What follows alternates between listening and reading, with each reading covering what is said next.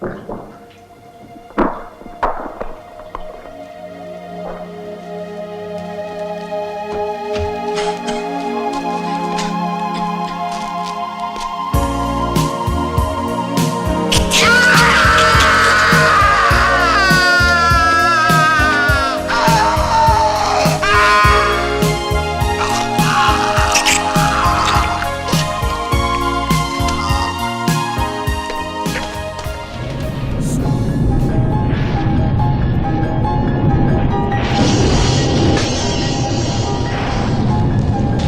know I'm human.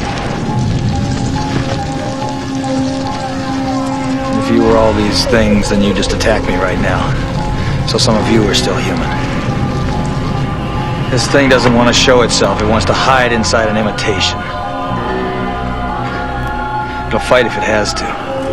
But it's vulnerable out in the open. If it takes us over, then it has no more enemies. Nobody left to kill it. And then it's won. You son of a bitch, you moved the cemetery, but you left the bodies, didn't you? You son of a bitch, you left the bodies and you only moved the headstones! You only moved the headstones! Why? Why? For a girl like you to come into my life, I've been waiting for a girl like you, the love that will survive. I've been waiting for someone new to make me feel alive.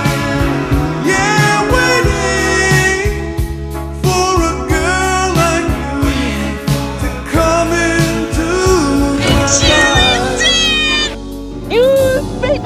You called me a bitch!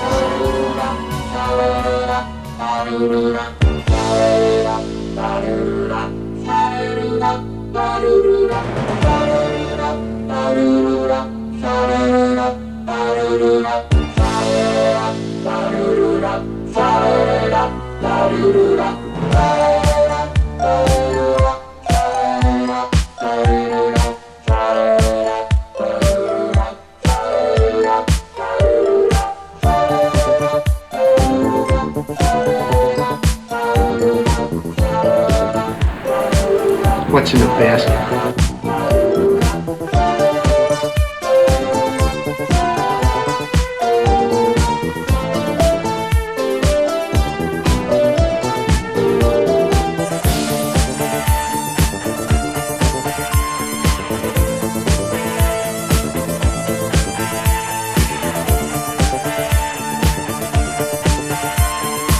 Open season! How do we know she is alive?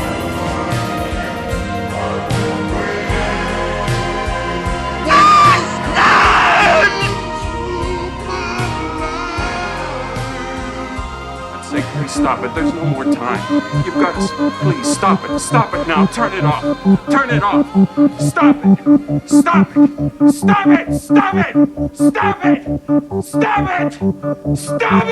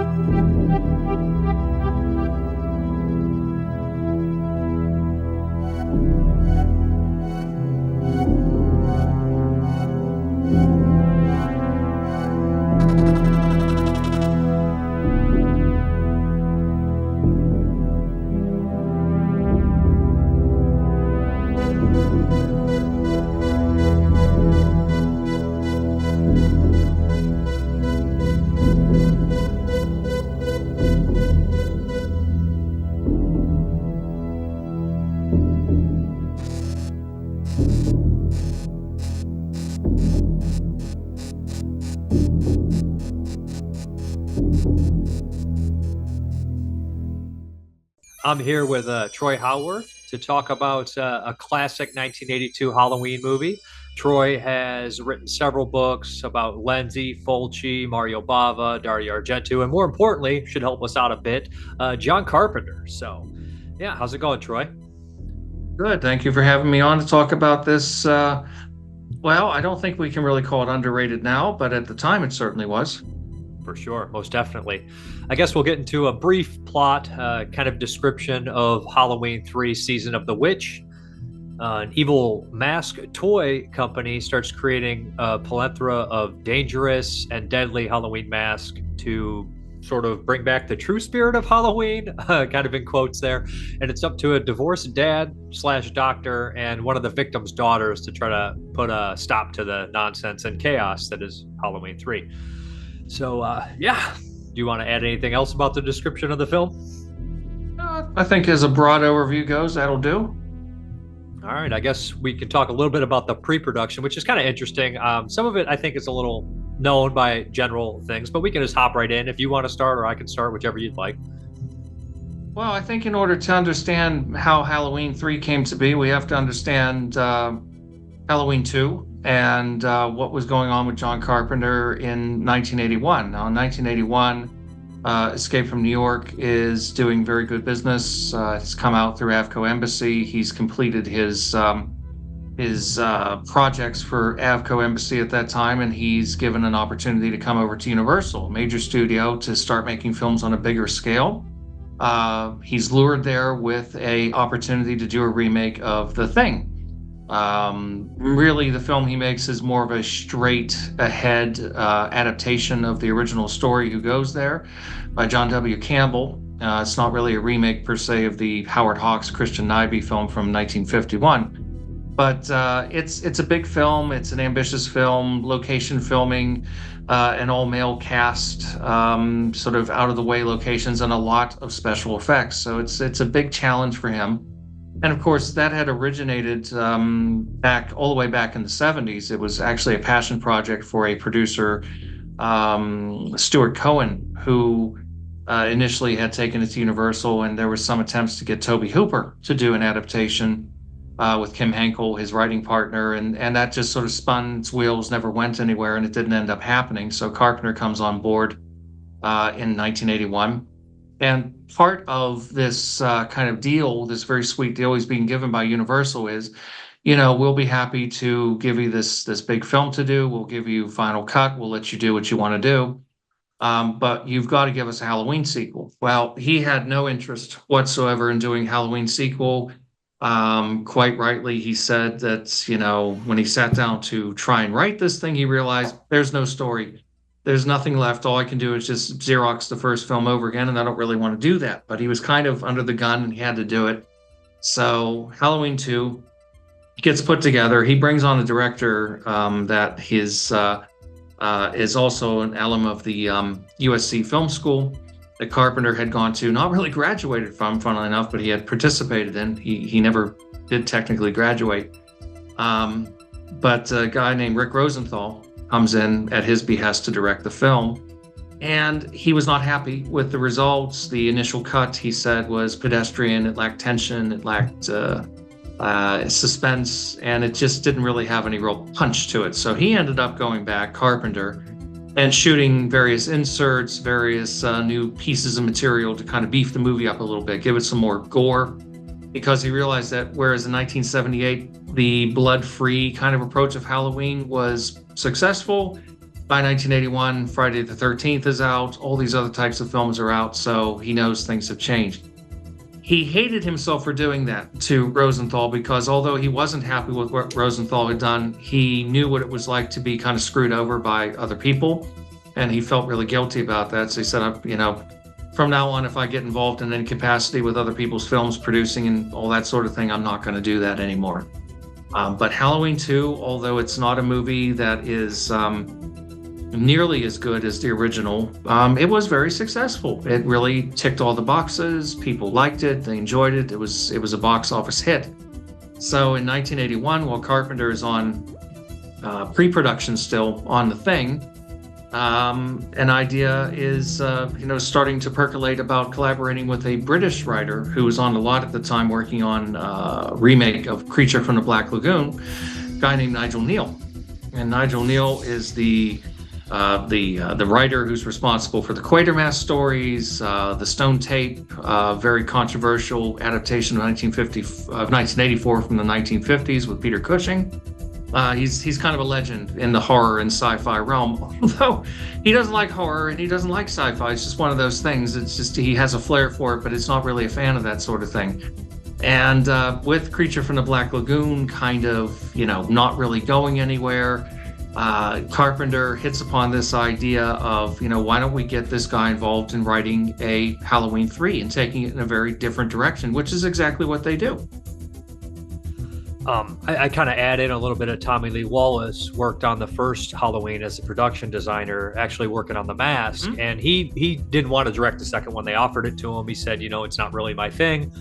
He thought it was over. Deborah Hill ended up giving him a call. Deborah Hill was big push on these Halloween movies behind the scenes and everything. Producer was with Carpenter for a while and everything like that. So he ended up wanting to do it. We had Nigel Neal write it. Obviously picked up because Carpenter was also a huge fan of the Quatermass movies, as you can tell from stuff like Prince of Darkness and The Thing, of course, and so he wrote it. They had John Carpenter do a rewrite of the script, according to Tommy Lee Wallace, and then Tommy Lee Wallace rewrote some of that, said most of the script was not his, it was mostly Nigel Neal's, and they went forward with it. He got sole writing credit because Neal didn't want to be on it. So that's kind of where we're at with this movie. And of course, we have the background of a lot of the I know Yablon's commented on it, even though he really had anything to do with this movie. He said, I don't know why they ever got away from Michael Myers. That wasn't the moneymaker. Yeah. And of course, we all know the original idea of the Halloween series was to do the anthology kind of format every year. There'd be a different Halloween movie, right? I mean, it was never meant to be a series. The original was just a standalone thing. By the time the sequel comes along, I think Carpenter was really hoping. That's why he blew Michael up at the end of the film. That's why he blew him and Dr. Loomis. I guess that's a spoiler alert, but I'm sure everybody's seen this film if they're listening to this. That's why he ended it the way he ended it. And I think that he, in his naivete, figured, well, that's going to be the end of it. And whereas any producer will tell you, if you really want to kill a vampire, the only way to kill them is to drive a stake through the heart of the producer, because they're going to keep doing it as long as they're making money. So Joe Dante was actually the guy that was originally in the frame to direct Halloween 3. There was a lot of talk about Dante being involved in that. And, ultimately he ended up leaving to work on Gremlins. So I think everybody can agree it was the right choice. Commercially, it was the wise choice. He ended up going off making a massively popular film. But it would have been interesting to see what he would have done with it. But yeah, as you quite rightly say, Tommy Lee Wallace is a great friend of Carpenter's, going all the way back to high school years in Bowling Green, Kentucky. Carpenter was actually born in Carthage, New York, but he relocated with his family. His father was a musician, a conductor, and a music teacher. He ended up transferring to a high school not high school, I believe a college in Bowling Green. So that was where he spent most of his childhood. Hated it there. He was very much fish out of water. He was kind of a young left-leaning liberal guy, hippie in the making, who was in the Bible Belt and was very, very unhappy there. And Tommy Lee Wallace became one of his great friends, and they were kind of joined at the hip for a long time. Wallace worked on most of his early films in some capacity or another, helping out with editing, helping out with sound editing, production design, laughably called production design because it's not like Halloween had any sets. There were no sets. It was all shot on real locations. But art direction, making things look more appropriate for the mood and the atmosphere that Carpenter had in mind. So he was very much a part of that world. And I think that, because also, as you mentioned, Deborah Hill was a very important part of this process. She was the one who, I think doesn't get as much credit as she should. It is Carpenter's film, of course, but she co-wrote it with him. And she was, very much, I think, responsible for giving the female characters the depth that they have in the original. And they were an item for a long time. Unfortunately, eventually that fell apart, and Carpenter got together with Jadeen Barbor, and it must have gotten a little awkward, a little weird at times, but they managed to continue working together into the early 80s when Carpenter was at Universal and doing these Halloween sequels reluctantly. But yeah, Halloween 2 was exactly the type of film that he did not want to do. And at that point, that was the idea was hatched of, why don't we start doing, we can do an anthology where every year we can put out a new Halloween movie, but it's a different story, something new. It could have been something akin to the sort of metaverse that we see more recently with the big superhero movies and things like that, where he could have had these characters kind of cross-secting and intersecting, and this mythology that could have been created and built up. But unfortunately, as Irwin Yablans pointed out, because Irwin Yablans was the money guy, he wasn't particularly interested in the artistic aspect. He recognized that Michael Myers was where it was really at as far as a series of Halloween films. He was the one who really advocated for a series of, just repetitive stalk and slash movies. That's what they were going to be. And the fact that Carpenter kind of took it down this road of doing a kind of paranoid 1950s style. It's Invasion of the Body Snatchers, but it's also very much Quatermass 2. Very similar. The second Quatermass, which had been done for the BBC and then made by Hammer Films in 1957, deals with a similar idea of this kind of loss of identity, which of course also fits into The Thing. So it all kind of makes sense. This kind of paranoid worldview that was going on at that time. But Nigel Neal, Carpenter found him to be a very, very disagreeable old codger. Most people who knew him said, yeah, he wasn't exactly a barrel full of laughs. He was a little bit on the crusty side. He could be a little bit unpleasant. And for Carpenter, it was very much. And Carpenter later said, I'm sure people can say the same thing about me, and they frequently do. But he said he found that Neal was just a good example of somebody who really didn't really care about the audience, didn't really care about trying to make something that had any kind of commercial potential. And the original script that he wrote was pretty much violence-free, it has to be said. It didn't get into some of the stuff that we get in the films with the children being killed by the masks. Nigel Neal was appalled by all this stuff, and when the script was rewritten, he actually had to put in a call to the Writers Guild to ask to have his name removed, and he said everybody was confused because people don't do that. They'll call and ask to get their name put on something. Are you sure? He said, no, I don't want my name on it. He successfully managed to have his name removed, although everybody knew. So it's not exactly secret that he was involved. But yeah, it had a complicated kind of origin in that way. And I know Nigel Neal thought the movie was terrible. He wanted nothing to do with it. He was very bitter about Carpenter for the rest of his life. As a matter of fact, when Carpenter made Prince of Darkness and he called himself Martin Quatermass, as a little tribute, Nigel Neal said, I don't need homages from Mr. Carpenter. He was not impressed. But, out of that came a really funky, weird, strange little movie that everybody pretty much hated at first, but now has become, I think, rather embraced as a little classic.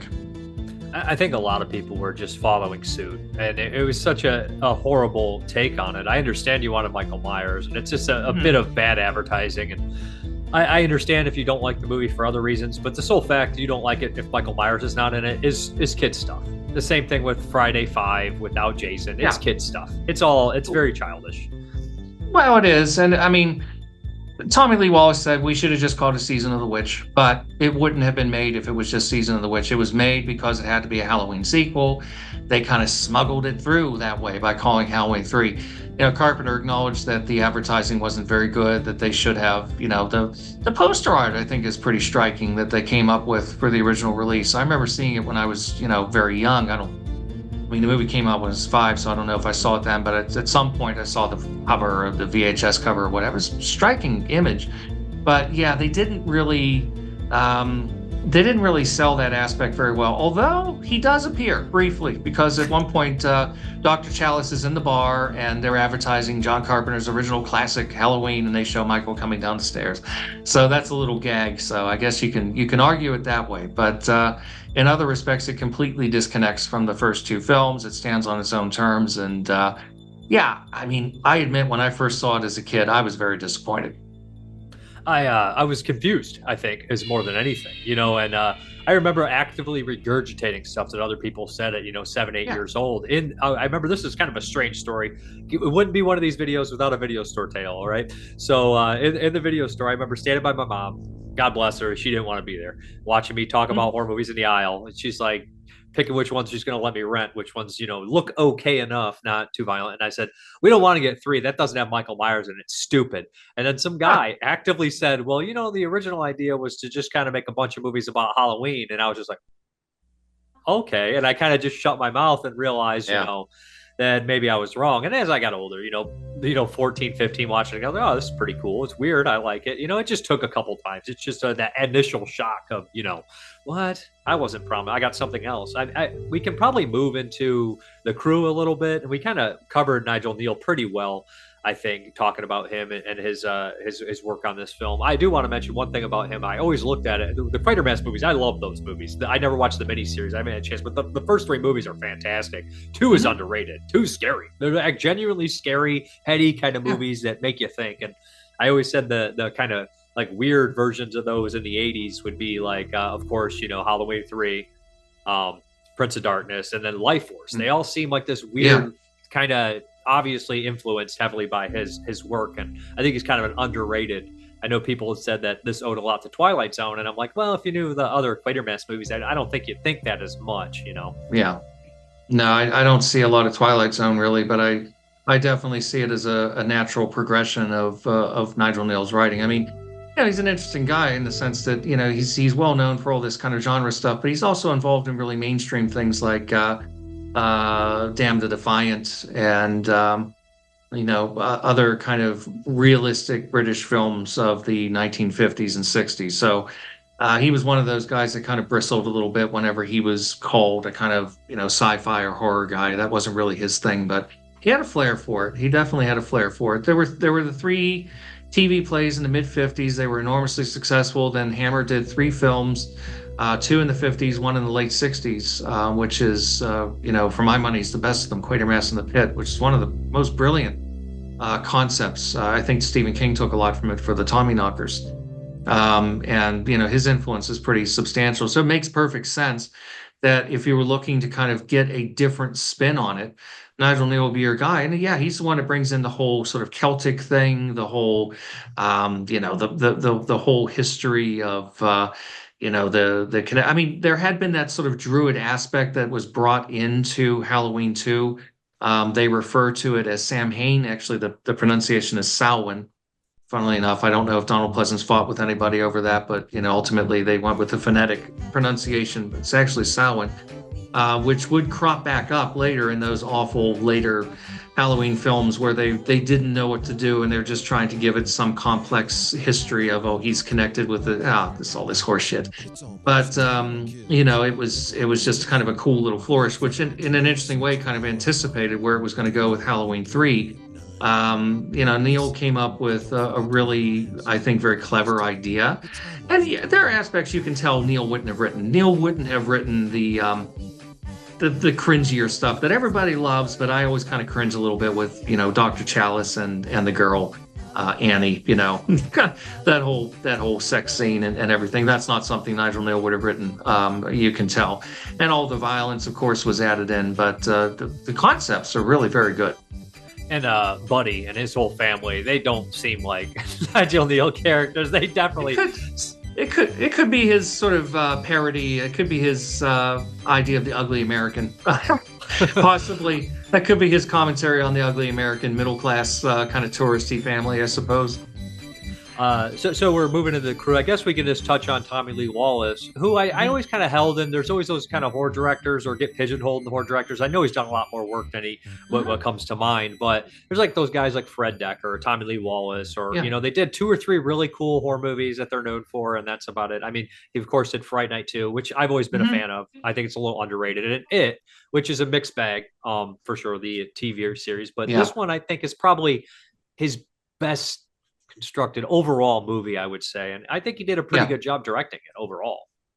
Well, especially considering it's his first time at bats, he did I think a very good job. You can tell he learned from Carpenter. His use of widescreen, very similar. That's the thing that really unites the first 3 Halloween movies, regardless of what you think of them.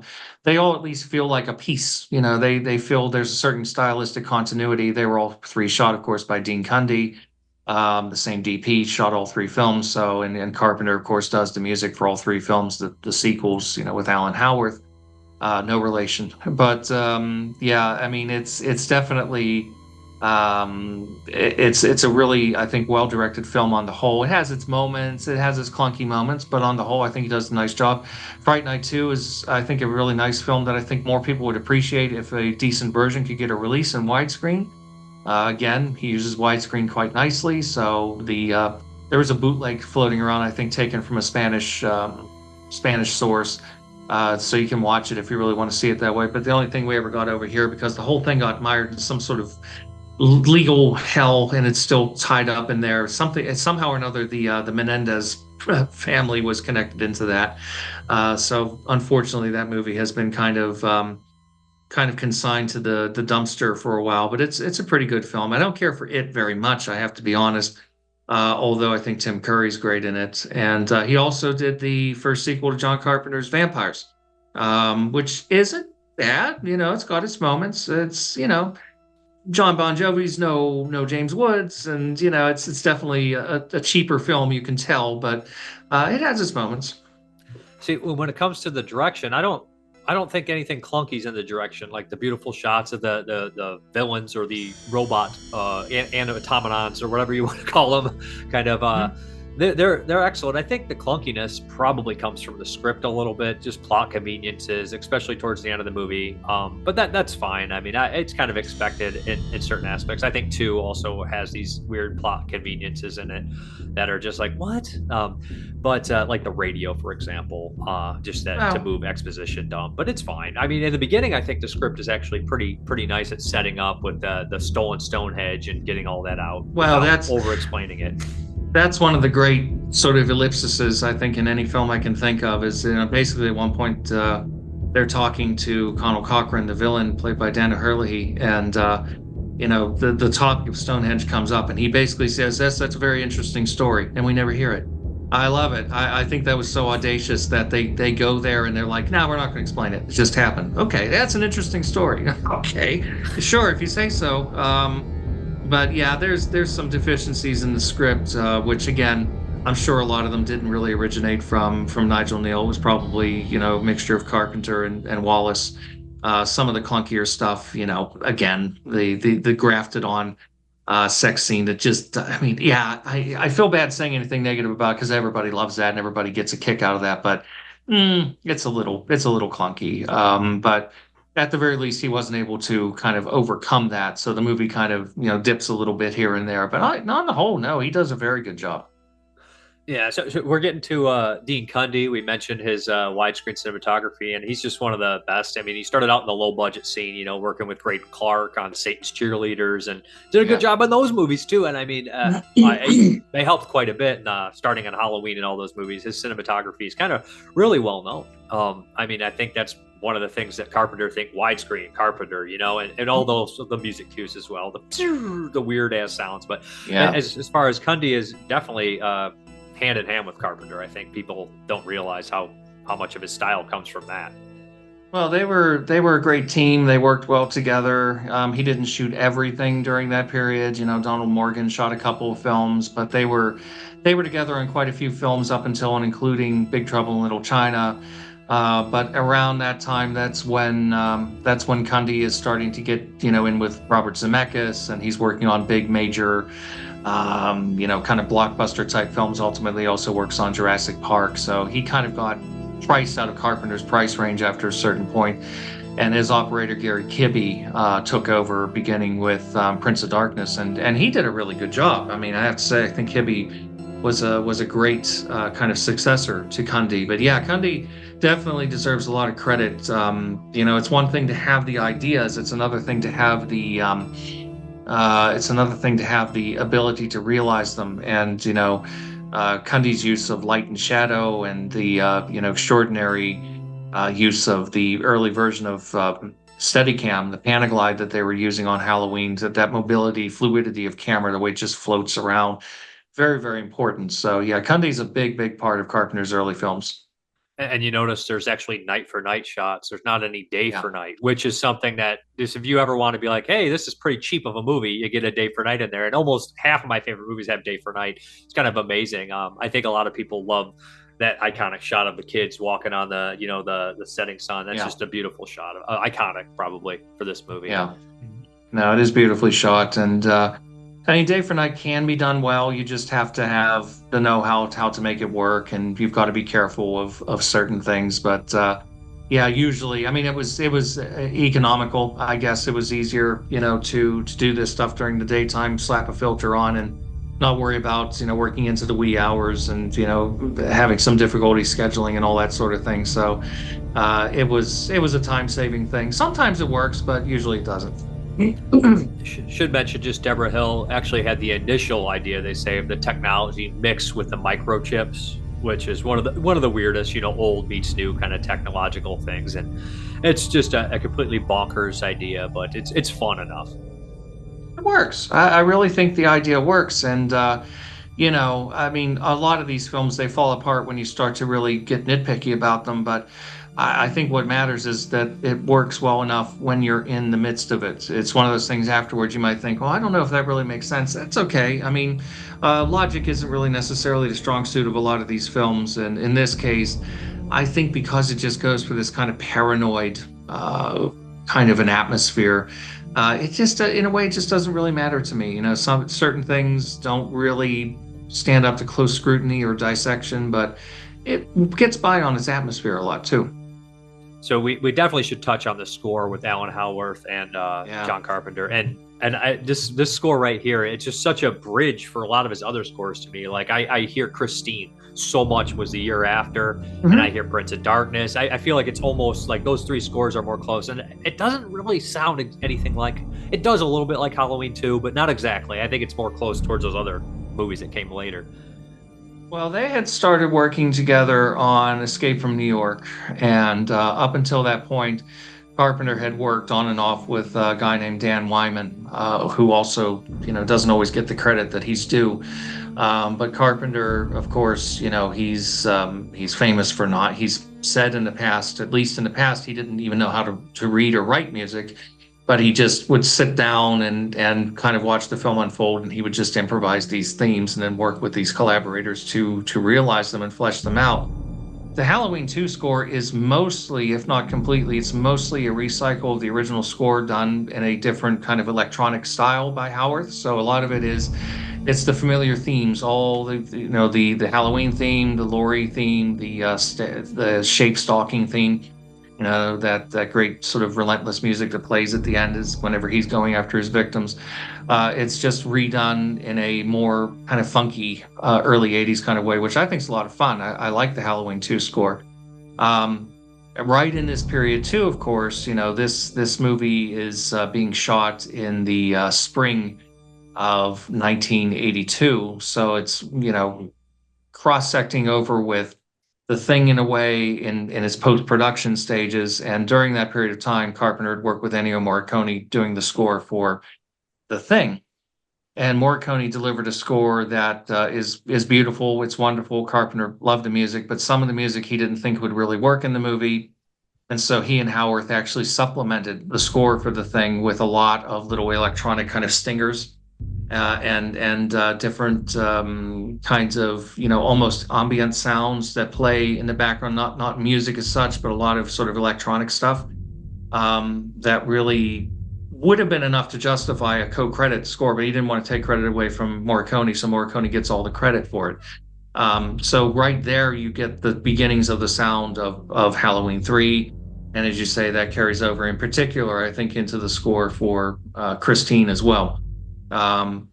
Prince of Darkness and Halloween 3 are actually my two favorite John Carpenter soundtracks. Halloween is the big iconic one. I know that's the one everybody's nuts about. But my two favorites, the two I really listen to the most, are Halloween 3 and Prince of Darkness. I love those scores. I think it's Christine for me because it's a lot like Halloween 3. Almost after I was done watching Halloween 3, I just had to put on the Christine score and listen to it a bunch. I was like, it's stuck in my head. I have to get this out of here. It's a beautiful score, just that.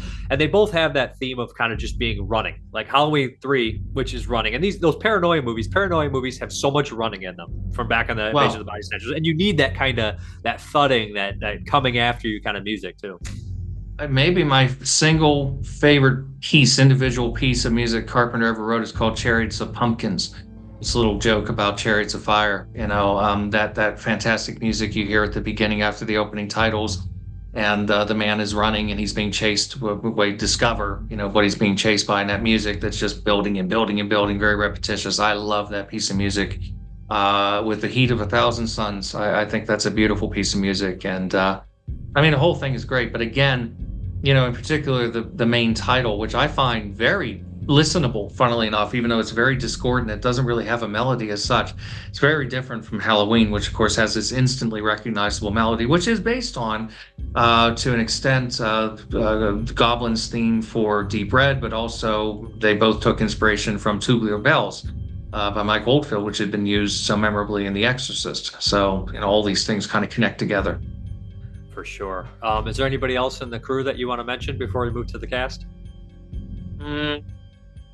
No, I think those are the major ones. Certainly, we mentioned Deborah Hill, who again deserves a lot of credit for being, a really very skillful producer, but also a creative input as well. She wasn't just somebody who signed the checks.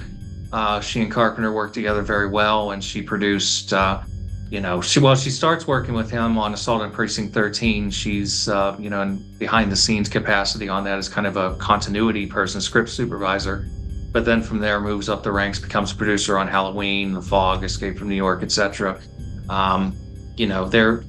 There is a real strong continuity of talent that runs from the very first Carpenter films till the end of the 80s. And then after that, things shift and it turns into a whole new group of people. And I think that's why for a lot of people, Carpenter from the 90s onward is not nearly as appealing. Although personally, I think there's a lot of great stuff there that very often gets overlooked. But there is definitely a shift.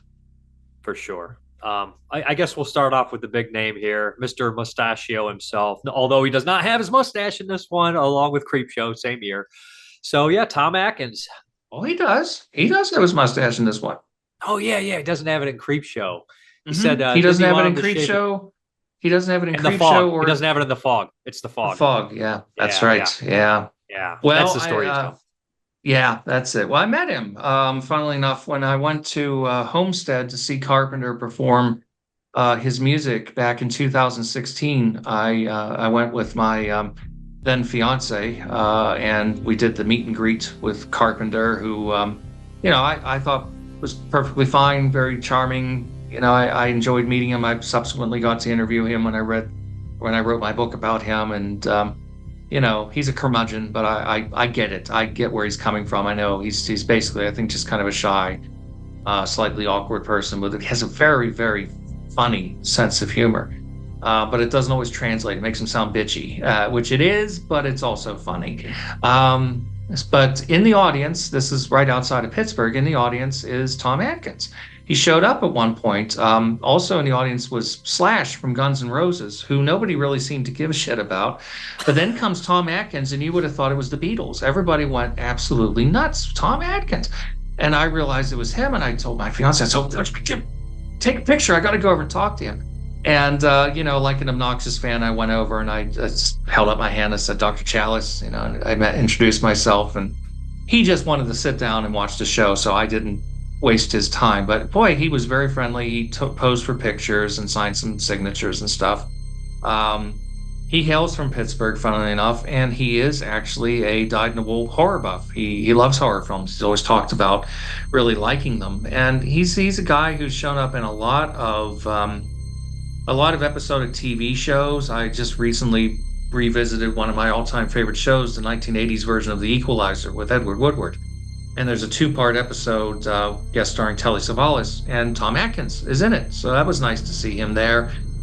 He showed up in a bunch of TV shows in the 1970s.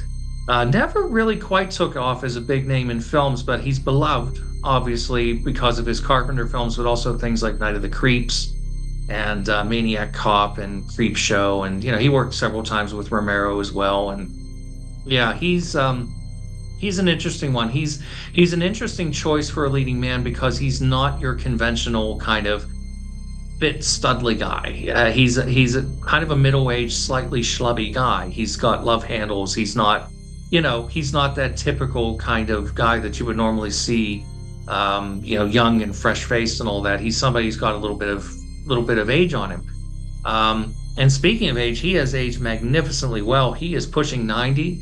He does not look like he's had any surgery. He looks like a guy who's really lived a life, but he looks good.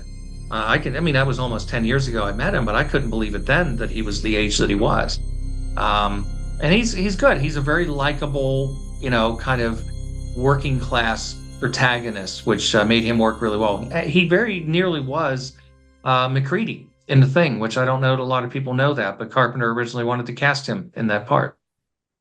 That's wild. I actually met him probably over 10 years ago too at a Cinema Wasteland, and he was about the nicest guy ever. And this is before like you realize you shouldn't ask people to do certain things, but I want him. I had a little phone, like there was a camera. It was a little camera that flipped out, and I said, "Can you do me a favor?" And I paid for an autograph. I got a picture, super nice. I was like, "Can you send a message to my mom and just say hi?" Because I was like, "Who would my mom know here?" I was like, "My mom will know who Tom Atkins is. She'll recognize him at the very least." And he said, "How's it going, Mindy?" And then my camera actually died, and so I lost all of it. So I bought another one when I was out there, and I told him about it, and he said, "All right, he did it again." Just a super nice guy. Like he was awesome. And I hope he comes back to Wasteland at least one more time so I can meet him again and just tell him that story, relay that story to him, how nice he was. My mom since passed. So it was like, it's an immediate connection with his kindness to my mom. So it's just, you know what I mean? And, everybody, my mom, I used to make her watch this crap. She liked horror movies. She was a Stephen King fan, but she liked Night of the Creeps. She loved Tom Atkins, the sarcastic sense of humor. So he's fantastic in this. I do miss, they're starting to bring it back now where there'll be more adult-oriented horror, people in their 30s, 40s, and 50s, moving the story forward instead of teens. And that's probably not what people wanted to see in the early 80s after all the slashers, so... Yeah. Well, you can trace it back even, certainly, earlier films come to mind. I think like Hammer films, for example, were very often... the Hammer films of the 50s and the first half of the 60s were carried by older people, Peter Cushing, Christopher Lee, Andre Morel, actors like that who were older, older people. And then at the late 60s, you started getting more and more films that were being, carried by younger actors in their 20s. And it just created a different sort of thing. And of course, the slasher arises in many respects out of the giallo, and in the 70s, Mario Bava, the guy who pretty much, created the giallo on film, makes Twitch of the Death Nerve, Bay of Blood, which sets the template for the later slasher movies in many respects and has a long sequence involving a bunch of teenage kids. But also Sergio Martino during that time as well does a film called Torso, which has a mostly young cast of sort of school-age girls, although Susie Kendall's a little older, but that kind of thing became very much popular. And it was really, that was the audience that was being pitched towards, usually younger people. Carpenter, very sensibly, when he made Halloween, he knew that he needed to get somebody who was a established kind of seasoned pro to anchor the movie in a rather shortish role, but an important role, namely Dr. Loomis. So he tried to get people like Peter Cushing and Christopher Lee, and they turned him down. He gets Donald Pleasance. And he gives that movie that gravitas, but the movie mostly focuses on the young girls. In this film, it's not really that teenage thing at all. And it's possible that was something that was another kind of strike against it as far as the intended fan base was concerned. Yeah, and as I got older, I always registered that the 80s were almost a repeat of the 50s with a lot of the sci-fi remakes and influences. And there was all those, I was a teenage, this and that. So it's a recreation. Now we're going to focus a little bit on teenagers a bit. But I always kind of like it, especially as I got older myself. I always wanted to see somebody that's like, hey, it's a middle-aged guy being cool. You could use that sometimes. On occasion. Yeah. We're getting it now. Obviously, there have been some really wonderful horror films of late that have focused on more mature characters. I would point to something like The Substance, for example, which is all about aging. Also Long Legs, and a movie I just watched over the weekend called Oddity, which I thought was kind of wonderful. So these are movies that focus on, slightly older people. So, in the 90s, we had that sort of boom again with Scream and I Know What You Did Last Summer and all that type of thing, where it was, getting back towards the teen, maybe early 20s kind of trope in movies. But now it's swung the other way. It's always cycles. So you get tired of it, something new is going to come around eventually. Mm-hmm. So I guess we should go with Dan O'Hurley, who's my favorite performance of the movie, I think. Oh yeah. And one of my favorite performances of this year. And he's a classic actor, and I mostly know him from his genre films, but this guy was acting forever. Actually born in Ireland, which is probably why his accent comes across genuine and not over the top like every other Irish accent I've ever heard in a movie. No, he's not doing that Irish accent where he sounds like he's auditioning for Lucky Charms. He's the real deal.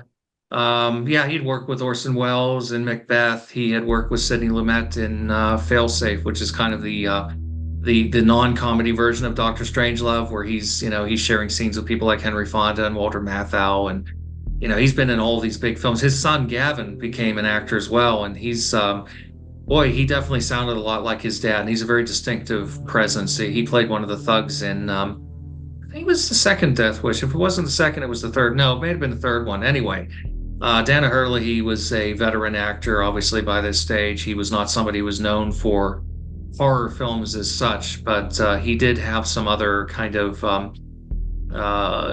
popular presence in the 1980s, notably in RoboCop. Of course, most people, if they don't know him from Halloween 3, chances are they know him from RoboCop. He's a wonderful actor. He brings just the right quality of sinister, but also avuncular kind of quality to his role. So he's credible as a good-hearted sort of businessman who specializes in making toys, but when his register lowers just slightly, this guy is a little bit deranged and a little bit perverse, and there's something going on with him which is never really quite completely coherently explained, but whatever. He just wants to destroy things, and he wants to kill kids, and I guess that's all the more you need to know.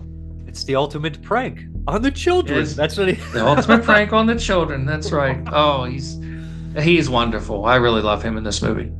The speech he gives is just wonderful. The hills will run red. It ran red with the blood of animals and children. He's completely ghoulish. When something's off with him, especially if you look at his eyes, and his mannerisms are so slightly weird. Yeah. He'll do these things, and it's like that's the sign of a great actor to me. It's in the eyes, right? I always know it's got it, and he's wonderful in this. I am upset that he has passed, and if they ever made a live-action version of The Simpsons, there is no other guy who ever could play Mr. Burns. And even his idea of just the outrageous reason for it. This is something, his weird kind of giddiness is when Mr. Burns is doing something ridiculous. I don't know why watching it, I was like, very much Mr. Burns' character. I've always felt, and I think it's backed up by the show, because every now and again they introduce him with a piece of music. I always wondered if he was based on Peter Cushing in Star Wars, because he definitely has a similar quality to that. I could see that as which again brings it back, because he was one of the actors that Carpenter tried to get play Dr. Loomis, which if he had done it, he would have only been able to do the first two movies because he was pretty much forced to retire by the mid-'80s due to health problems. He was no longer insurable. O'Hurley he's wonderful, and he you can tell he's playing it seriously. He's not phoning it in. He's not looking down at the material. He just a good, experienced actor of stage and screen, somebody who really understands how to work the camera, how to do something that's going to really catch the eye without being too over the top about it. I mean, it's a perfectly judged performance. Yeah, for sure. He's by far great. It's funny. I got to mention The Last Starfighter, because he's also the best part of that movie. He's also the highlight of that film, and he's in all that makeup. And he had to be pushing. How old? He had to be in his 60s, 70s by that point in The Last Starfighter. Probably close. I would imagine so. Yeah. I mean, he wasn't young. I mean, you got to figure the Orson Welles Macbeth was made in the late 40s. So he'd been around for a good chunk of time. I mean, I think his film career definitely went back to the 1940s, probably the mid 1940s, but his stage career as well. I mean, he was very, very well regarded in both venues, and rightly so. He's never a big star in film, but you never kind of got the sense that was really what he was trying to do. He just was a damn good actor. The one thing I do want to mention is a precursor to him, the year before, which I never realized watching this time shares so much similarities, is Dead and Buried, where we have this kind of crazy mortician of Jack Albertson, similar vibe almost, creating a whole town of kind of his creations. And this one is very similar when we get to the, what is it, Santa, I can't think of the fake town in this Santa one. Rosa. Yeah, in this one, and he's created a whole town of what you would assume are also fake kind of people amongst, and that's really cool. And I love when he interacts with them. He's like so excited to look at his work out there working. Like when he talks to the guy running the hotel, he's like, yes, talking to him like he's a dog or a cat or something like that. And you don't notice that until you know the twist. But it's just a fantastic performance. Little details in the script too, like that, are good.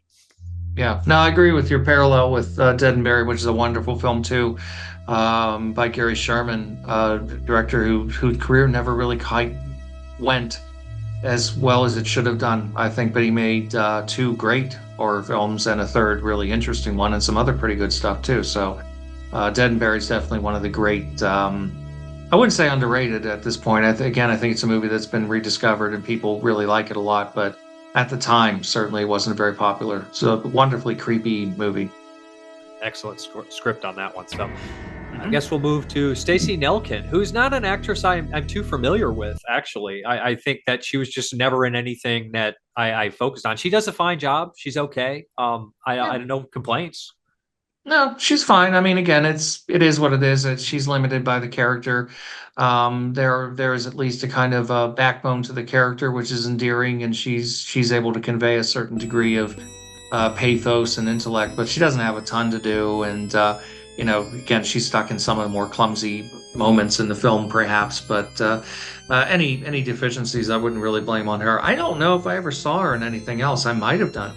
I'd have to pull up a filmography to look at it. Possibly I might have seen her in something else, but I don't remember ever noticing her, at the very least, in anything else. Me either. I will mention that I like that she's kind of the catalyst in a lot of ways. She comes with her father's whole journal and everything like that. Dr. Chalice is not going on this crazy search without her. She's definitely pushed him forth. And also, before like people bring up the robot thing where they think she was an automaton or whatever in the very beginning, it's like it doesn't make any logical sense that she would be one. She definitely was turned into one when she got captured. Yeah, it's ambiguous. I mean, you can read into it whatever you want, which I like. I think today we're in a period where things are over-explained and magic is killed for that reason. Sometimes we don't really need to know the backstory. We don't need the prequel and the prequel to the prequel. It's okay to let things be a little bit ambiguous. So there is that question. During that scene when he has sex with her, is he having sex with her or is he having sex with an automaton? We don't know. It doesn't really matter. It doesn't really affect anything in terms of the flow of the narrative. It's just, that final reveal that she has at the very least turned into one at some point is kind of a big dramatic moment. So, yeah, I precisely when it happens, to me, doesn't much matter. Maybe that line, I'm a lot older than I look, means something a little bit more than we thought. It could be. Is a bit cringe. But, again, that's a fan favorite. So who am I to look down on it? Okay, the last actor I want to bring up is Ralph Strait, who reminds me of Leo Rossi and Don Stark. He's just that type of character, that kind of obnoxious but lovable kind of character. He's very funny in this. I think he does a good performance and just kind of suck it up. And it just amazes me that the family wants to see how masks are made. They're so excited about it. Like, who gives a shit? Yeah, I know. Well, you just get a sense that this is a family that hasn't had much excitement in their lives. So the fact that, dear old dad is involved in something now that they see as exciting, they just want to see how everything's done. I mean, I don't know. Does it really matter how candy is made? But so many people love to go to the Hershey factory and watch candy bars being made. So it's funny. I mean, again, I think a lot of that is the sort of satirical stuff that Nigel Neal would have layered into the script, before it was in his opinion, ruined, but certainly changed a bit to make it a little bit more shocking. Is there anything directly from the film, any scenes that stand out to you, anything like that? I love the big speech that Cochran gives, which you mentioned. I think that's really wonderful. I think the ending is phenomenal. Late 60s saw a big shift in endings in not just horror films, but films in general. There a lot of nihilism started to creep in. And in 1968 alone, you have films like Rosemary's Baby, Night of the Living Dead, Witchfinder General. These are movies that are real downers. And it wasn't really common in horror films prior to that to have downer endings. I mean, Mario Bava's Black Sabbath or the Three Faces of Fear had some downer endings for sure, and there were occasional ones. But then, The Fearless Vampire Killers was another one, and that kind of set that trend in the 70s of the final gotcha, sting in the tail, where, the Count Yorga movies, things like that, usually, you think the monster's been destroyed, but he's coming back at you, and, order has not been restored. And that carries over into the 80s to a certain degree. And it's interesting because Carpenter fought tooth and nail with Universal over the ending of The Thing. Sid Sheinberg, the head of the studio, hated the ending of the film. He begged Carpenter, who had final cut, and so Carpenter was protected contractually. They did get into a major pissing match where it was kind of hinted that, well, maybe we just won't put this out. If you're not willing to work with us, maybe we'll just take a loss. And Carpenter, nearly did give in, and there was an alternate ending that was shot, and there was some talk of doing another where MacReady would be rescued and taken back and given a blood test where it was proved that he was human, but Carpenter said he shot it deliberately badly so that they wouldn't use it, and that movie, as we know, was not successful, nor was this one, as I'm sure we're going to talk about, but both of those movies have those real downer endings. But if you look back at his earlier films, Halloween doesn't end on a downer note. It ends on an open note. Certainly The Fog ends on a bit of a downer note. Escape from New York is a very dark ending. It's all kind of consistent with what he was doing at that time. A lot of the films have this kind of fatalistic quality.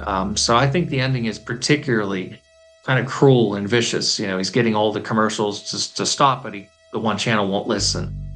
So that's very effective. That opening chase scene, again with that fantastic music, the guy being, attacked in the junkyard and all that stuff is very well done. And I love all the sort of scenes of entering into the town, the deserted streets, the voices coming over the speakers, everybody turn in for the night and all that stuff. It's very creepy, very unnerving. Also reminds me a bit of, especially with the homeless guy living there, is such a Messiah of Evil page, right? Yeah. Where it has that kind of like neo-noir feel or whatever, and we have Eliza Cook Jr. there. And I think there's a miss. I wish that homeless guy would have been Eliza Cook Jr. He's good, he's fine, but he would have been perfect for that role. Yeah, you're not wrong. He would have been great. I mean, he was quite a character, and he showed up in a bunch of horror films in the 70s and 80s, so he certainly would have been game, but, apparently, John Huston, the director who was friends with him, said that the cook was kind of an eccentric who lived in a cabin out in the woods, way, way, way out there. And if people wanted to he didn't have a phone. If you wanted them, you had to go out there. And maybe nobody wanted to take that trek into the woods to find Elisha Cook, but he would have been good. He'd have been great in that role. And I feel like that whole scene is this is very Messiah of Evil too. A whole town taken over by some evil or madness, and you just don't know what you're walking into. Right. I think I'm good on the takeaways from the movie, except that the ending has a couple plot conveniences where the microchips are nowhere near final processing. It's a nitpick, and then also Dan Chalice knows exactly how to work the broadcasting system and turns it up. But it is what it is. It's almost nightmare logic at that point where you're trying to run away and get an escape and everything like that. Yeah, I think so. I mean, again, it's one of those things that.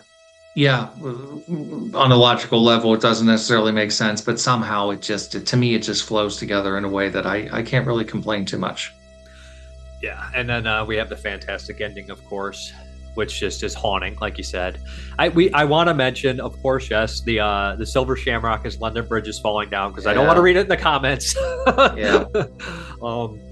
I love how they needed to use a theme that was out of copyright.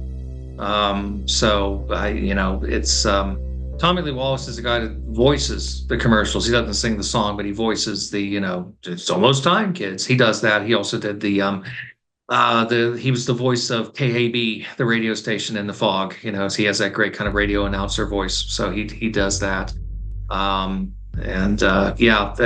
That's one of those things, people like the movie very often, like, but God damn it, every time I watch that movie, I've got that jingle stuck in my head for days. Of course. I guess we'll go into the reception. It was made for what, $4 million budget or 4.6 or something around those, according to Wikipedia. I don't know how accurate that is. And it made $14 million. So it wasn't a complete loss, but It was the lowest grossing Halloween movie, and I imagine along with The Thing, that was a 2-shot for Carpenter on that deal. Yeah, well, it certainly it was, according to what I've unearthed in my research, it was budgeted at 2.5. Okay. That may, if I'm wrong, I'm wrong. I'll own it, but that's my understanding. It was 2.5, which is still, an adequate budget, a decent budget for a film of this nature. It's, of course, it comes out in October of '83, just in time for Halloween, and it bombs. And unfortunately, it was that 1-2 punch of Halloween 3 and The Thing that ended up in Carpenter really ending up in a difficult position, because he was in the process of pre-production on a version of Firestarter, which was, the script was written by Bill Lancaster, son of Burt Lancaster, who'd written The Thing. They were already encamped on location, doing pre-production in, I believe, North Carolina. Casting was underway. He had ideas who he wanted to cast. He wanted to cast Jennifer Connelly and Richard Dreyfuss and Burt Lancaster. And he had a very impressive cast lineup. He really loved the script. He was excited about the film. And Universal, the story gets slightly muddy because a lot of people say he was fired. It looks like they didn't actually fire him, but what they did was they said, we're going to make this film at a fraction of what we said because these other movies have done so poorly. And Carpenter wasn't willing to budge because he knew what he wanted to do was going to cost money, and he didn't want to go on the cheap with it. So it ended up turning into a bit of a pissing match, and he just broke his contract with them. He did get some compensation. I was given to understand that part of his compensation to finish out his contract was Universal gave him a helicopter. He had become quite into helicopters during the making of The Thing. He'd learned how to fly them, and they were able to give him one, and he took that and he held on to it for a number of years. He used to fly a good bit. It was something he really liked doing. But obviously, eventually he gave that up, and he no longer has a helicopter. But for a period of time, he did. And yeah, he ends up going over to do Christine in a state of desperation because it wasn't something he really wanted to do. I mean, ironically, it's another Stephen King story. He didn't really want to do it, but he was afraid that his career was finished because The Thing had been very unsuccessful. Not only had it not done well at the box office, but everybody hated it. It wasn't just like, the audiences disliked it or the critics, everybody pretty much disliked it at the time. And then Halloween 3 was just, forget it. I mean, the reaction to that film was incredibly negative. And he had to take the blame for it because he pushed for that, that whole idea of getting away from Michael Myers. Everybody was able to see, I told you so, I told you so. This is a rotten idea, and now it's over, it's ruined. You've ruined Halloween. But actually, funnily enough, a few years later, in 1986, there was talk of doing a Halloween 4 for Canon Productions. They were actually doing some movies with Tobe Hooper around that time, big films like Life Force, which you mentioned before. And a completely different kind of script was in the works for that, but that didn't end up happening. And ultimately, he and Deborah Hill sold off their interest in the Halloween universe and went with the Atkins, and the rest is history. But Halloween 3 was really the last attempt at doing something radically different with that franchise. Well, I mean, it's so funny as Halloween 3 and The Thing were hated when they came out. I didn't know the history of The Thing when I saw it. I was very young, and I liked it immediately. I was like, oh, it's a good movie. And the more I watched it, the more I enjoyed it. But it's funny that his movies are always these cult items years later and beloved, and guaranteed they made money back. The Thing had to make money back now at this point. But now it would, yeah. Yeah, for sure. So it's just funny that the movies he makes, he obviously has some sour taste in his mouth about them when they're brought up, how much people loved them. He always, I think I've heard him say, well, where were you then? Or that mentality. Yeah. I get it. I understand it. But Christina's another one that he was always really hard on. He didn't think it was a very good movie. And Christina, I thought, was excellent. And especially if you read the source material, it's better than the book. It's so much so. Much better. He cuts out the stuff that wouldn't work in a movie. And it's such a Carpenter mentality to cut out, the ghost eating pizza. And when I read that in the book, I was like, I don't think this works in the book. It's such a harder, meaner version of that book, and it's better for it. I always thought. Well, Christine was one of Stephen King's, snow flurry films of Yeah. the early 80s, stories I should say, of the early 80s. I think that's the one he said he didn't even remember writing because he was so screwed up at the time. So no, he made a much better film out of it. And yeah, I mean, it's unfortunate that a lot of them have had bad timing. They weren't well received when they came out. And yeah, I mean, it's easy to understand the the kind of irritation that would cause in him. And of course, I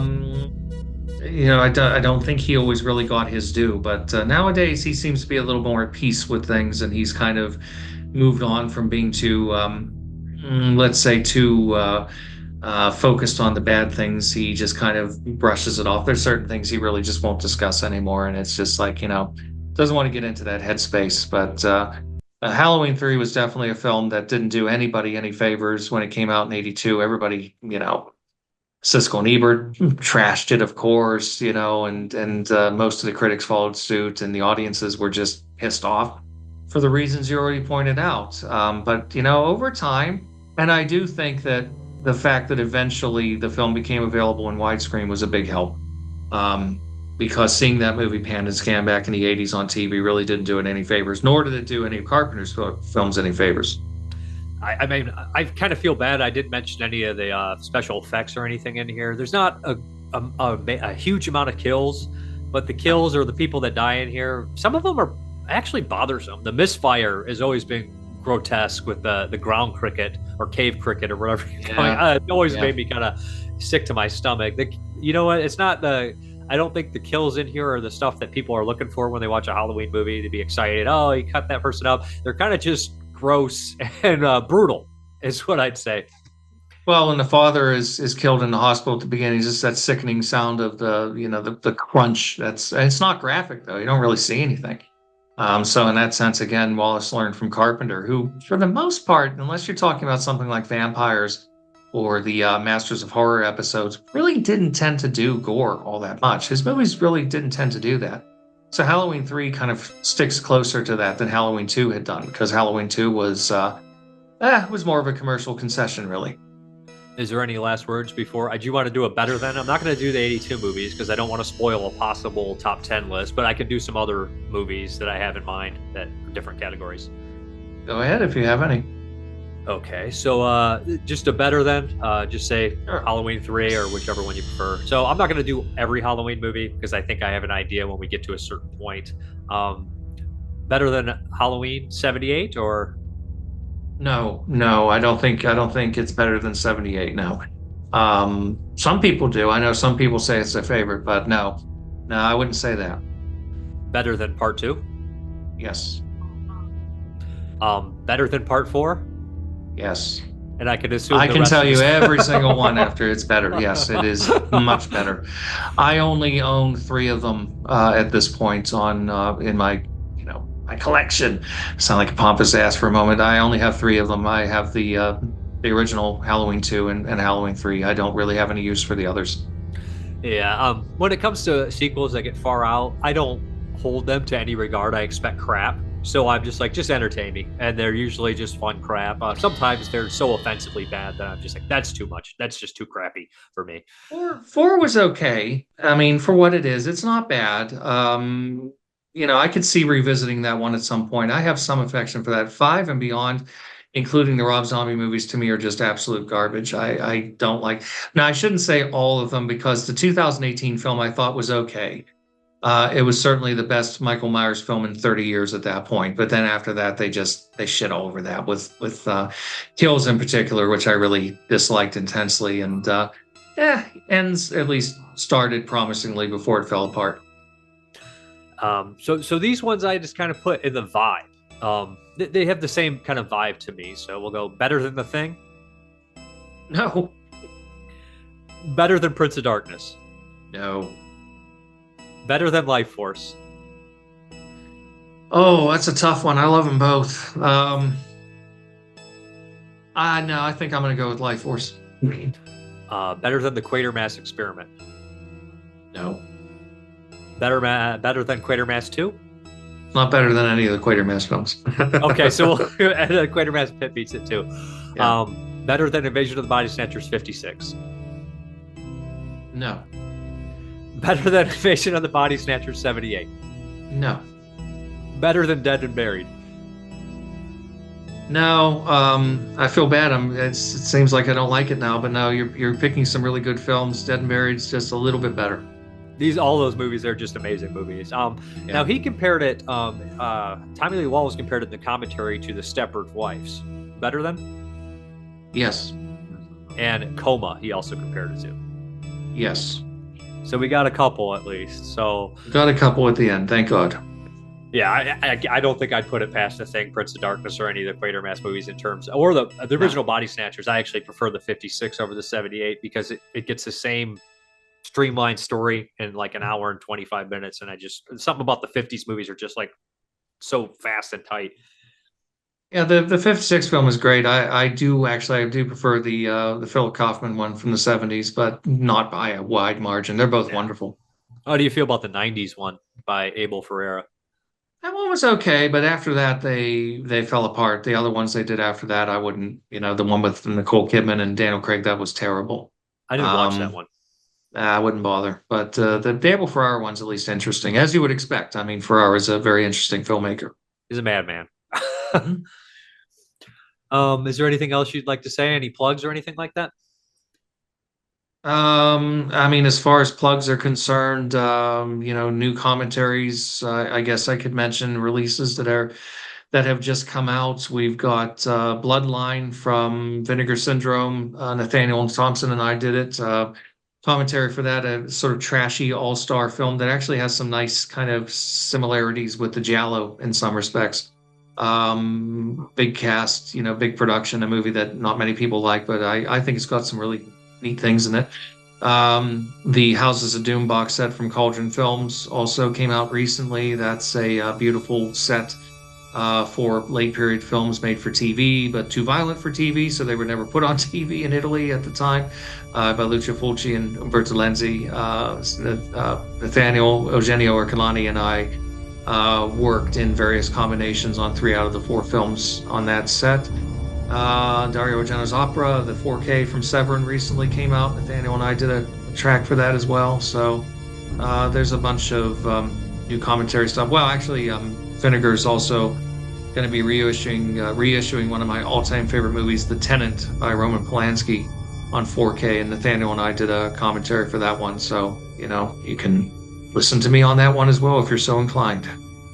A lot to look forward to. I think I have all those releases, yet I've not dived into them yet. Now, I'm familiar with the movies. You know what? I don't think I've ever watched the Fulci Lenzi TV movies, although I've had them on DVD for 20 years. I don't know why. I guess I was waiting for Blu-ray, so good time now to watch them. Now you got your chance. Well, don't expect peak period from them. It's not that, but for late 80s, they're a lot of fun, I think. Yeah, I'm not that picky. Like I said, I think the only Fulci movie I've seen most of his horror output is the one I didn't care for was Door in the Silence, and I don't think it's the worst movie ever. I just didn't do it for me. It's a strange film. It is like a padded Twilight Zone episode where not much happens, but I'm fond of it. I think there's some interesting kind of poignant echoes with the fact that he wasn't in good shape at that time, and it was his last film. So I find it interesting. But no, I get it. It's not going to be everybody's cup of tea. I appreciate you coming on. I'm sure you'll be back on for a couple other ones from Maidie too. Thank you very much. Well, thank you for having me. If it goes out, it means the death of millions of people, everyone watching. Don't you understand that? Well, say it's a bomb, then say whatever you want. Say whatever you like, just get it off the air. Please, No, I can't prove it. You've got to believe me. Believe me. Take it off the air now, please. You've got to. It means... Please excuse the interruption. We're having technical problems. Please stand by. It's time. We are experiencing technical difficulties. Please stand by. dark masks, gather round your TV set. Put on your masks and watch. All witches, all skeletons, all jack-o'-lanterns. The third gather commercial, round it's and still, watch. please. Watch Take off the magic third channel, pumpkin. the third channel, it's still running. Watch. Stop it, please, for God's sake, please stop it. There's no more time. You've got to, please, stop it now, turn it off. Turn it off. Stop it. Stop it. Stop it. Stop it. Stop it. Stop it. Stop it.